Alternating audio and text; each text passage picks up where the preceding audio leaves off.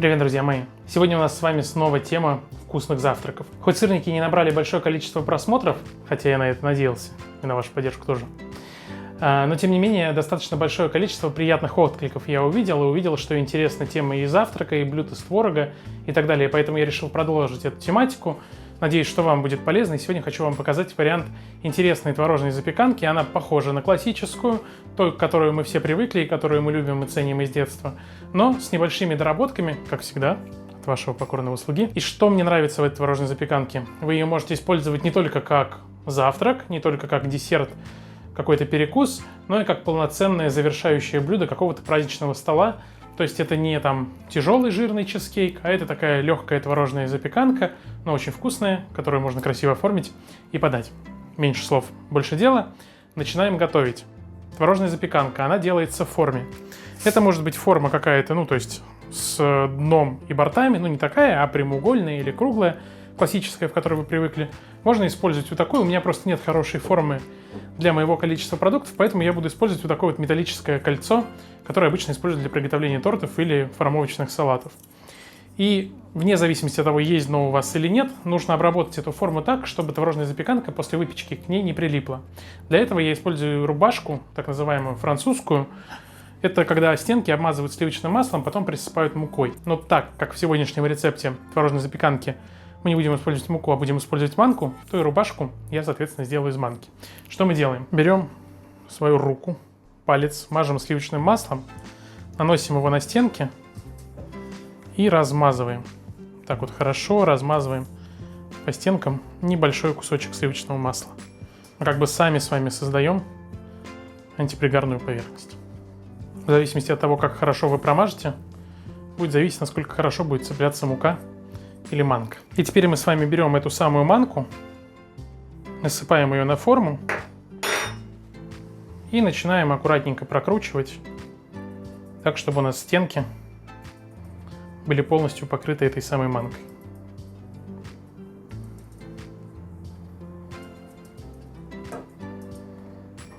Закончилось. Аккуратненько подсыпали и продолжаем.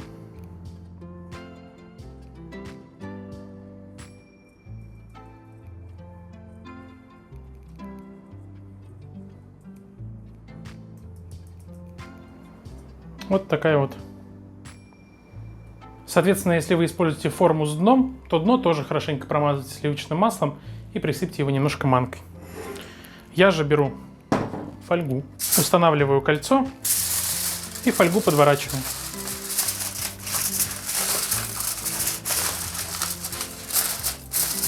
И когда я говорил, что нашу творожную запеканку можно будет использовать как полноценное финальное блюдо праздничного стола, я имел в виду то, что она будет выглядеть как полноценный торт. А у полноценного торта есть коржи. Мы не будем делать их какими-то сложными, мы сделаем их по принципу основания для чизкейка. Измельчаем печенье, сахарный песок, какао и небольшое количество растопленного сливочного масла. Я буду использовать самое обычное юбилейное печенье, 200 грамм. Отправляю в блендер, к нему добавляю немного сахарного песка, буквально 1 чайную ложку, и чайную ложку какао-порошка. И выливаю туда растопленное сливочное масло.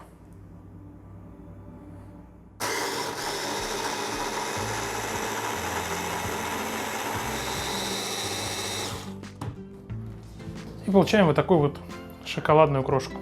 Она станет отличным хрустящим основанием для нашей творожной запеканки. Еще раз хорошенько перемешиваем все ложкой, выкладываем форму и равномерно распределяем по дну.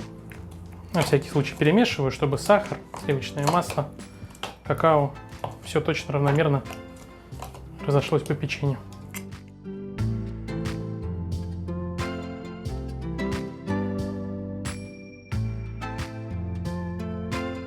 Самое главное, хорошенько трамбуем около краев.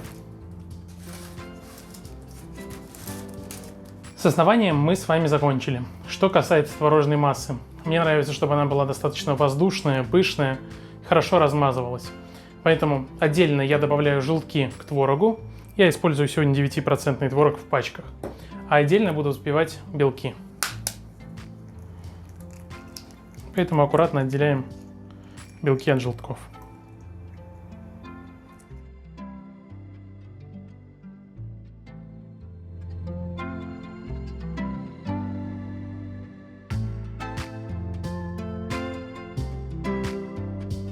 Забыл напомнить, что список всех продуктов будет в описании под видео, чтобы вы сейчас не путались и не забивали себе этим голову. Я беру сахарный песок, который понадобится нам на всю запеканку, и делю его напополам. Часть добавляю к творогу и желтку, часть добавляю к белкам.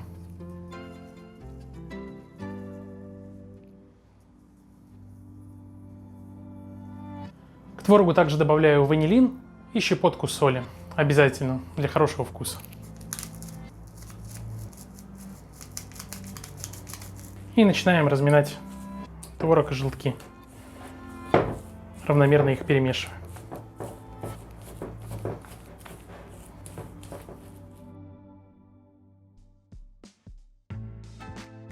Добавляю к творожной массе 2 столовые ложки манки и еще раз хорошо перемешиваю.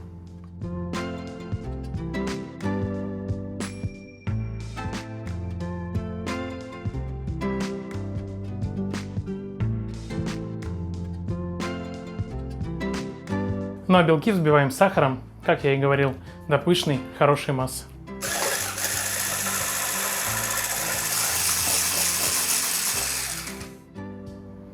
Вот такие плотные по консистенции они должны стать. И теперь для того, чтобы масса была пышной, частями начинаем добавлять в нее белки, каждый раз хорошо перемешивая. Берем первую небольшую часть.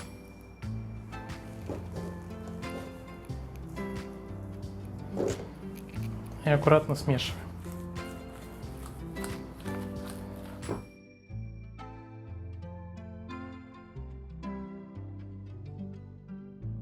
И добавляем оставшуюся часть белков.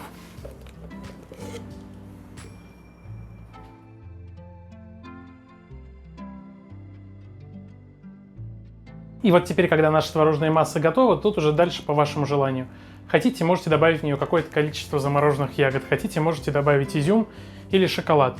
Но нужно понимать, что не все продукты хорошо переносят запекание. Ягоды могут потеть, шоколад может сгореть, если окажется наверху. Только внутри он расплавится, хорошим сохранится. А изюм, он навсегда. Поэтому я добавляю небольшое количество изюма. Я его предварительно замочил, чтобы он был мягче. И аккуратно вмешиваю его в массу. И перекладываем нашу творожную массу в форму. Дальше нам нужно будет ее аккуратно разровнять. Это можно сделать или лопаткой, или чуть смоченной в воде ложкой. Тут уже полностью зависит от вас. Как вам удобно, так и выравнивайте.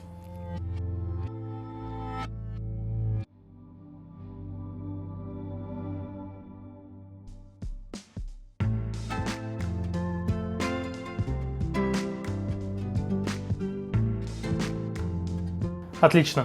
Абсолютно не трудно, достаточно быстро. Все, что нам теперь нужно сделать, это запечь нашу запеканку. Я запекаю ее при 160 градусах примерно 40 минут. Нагрев при этом стараюсь выставлять верхний и нижний. После этого обязательно дайте запеканке остыть хотя бы минут 15-20, потому что сразу из печи она очень горячая, рыхлая, у вас не получится нарезать аккуратные кусочки. А как только она чуть-чуть подостынет, вы сможете сделать красивый и аккуратный срез и подать ее красиво к столу.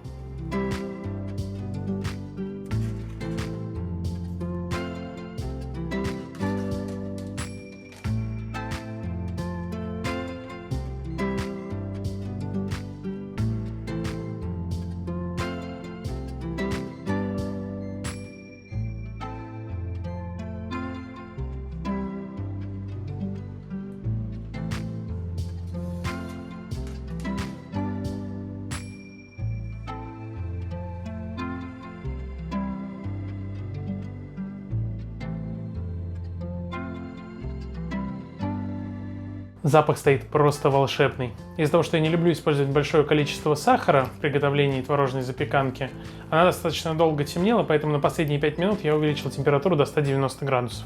Это вам просто для понимания, если вам хочется получить более аппетитную корочку, а ваша запеканка почему-то не темнеет. Сейчас я оставлю ее остывать, и завтра перед завтраком аккуратно отрежу ее и покажу вам ее на разрезе.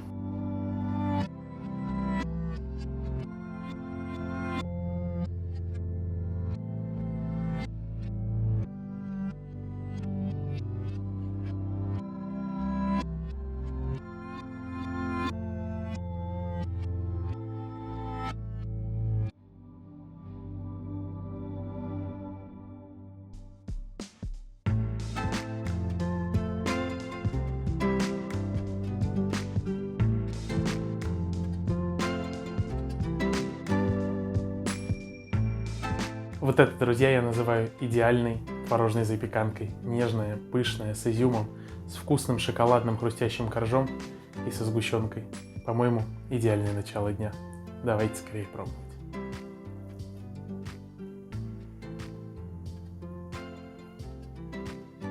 Друзья, я буду благодарен вам, если вы поддержите это видео лайком, комментарием и поделитесь этим рецептом со своими друзьями. Ну а я пробую.